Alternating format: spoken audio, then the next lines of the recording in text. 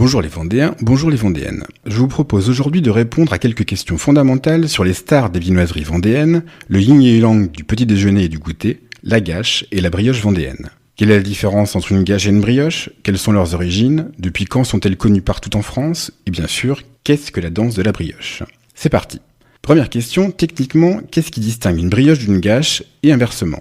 À la différence de la brioche, pur beurre, la gâche contient de la crème fraîche et est plus sucrée. Toutefois, à la dégustation, c'est la consistance de la mie qui sépare les deux cousines, mais aussi les briochophiles et les gâchophiles. La gâche, cuite en un seul pâton, compacte, a une mie très serrée. La brioche, elle, est tressée, ce qui lui donne une mie beaucoup plus aérée. Quelles sont leurs origines? Toutes les deux sont des descendantes de la galette Pâquaude, le gâteau de Pâques préparé autrefois pendant la Semaine Sainte en utilisant les œufs non consommés pendant le carême. La gâche est la plus ancienne. Elle était traditionnellement fabriquée sur la côte, entre Saint-Gilles et la Tranche. En dehors de la période pascale, la gâche est aussi le dessert servi au mariage, offerte par les parrains et marraines de nouveaux époux. La brioche, elle, est née au XIXe siècle quand les boulangers du bocage modifièrent la recette de la gâche en tressant la pâte. Elle a aujourd'hui remplacé la gâche comme dessert de mariage. Depuis quand ces gâteaux sont-ils connus au-delà des frontières vendéennes? Le développement du tourisme de masse avec l'instauration des congés payés à partir de 1936 est bien entendu pour beaucoup dans la popularité de la brioche et de la gâche. Toutefois, jusqu'en 1949, on ne parlait pas spécialement de brioche vendéenne.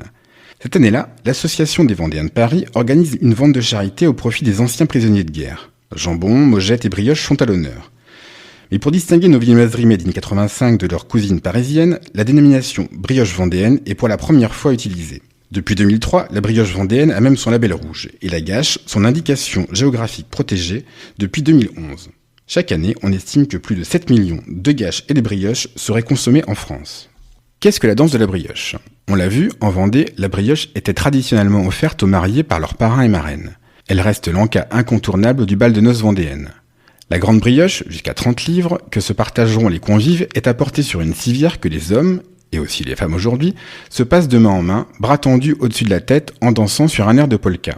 Il y a encore quelques temps, la mariée et sa maman devaient monter sur le brancard et se faire porter une fois la brioche consommée.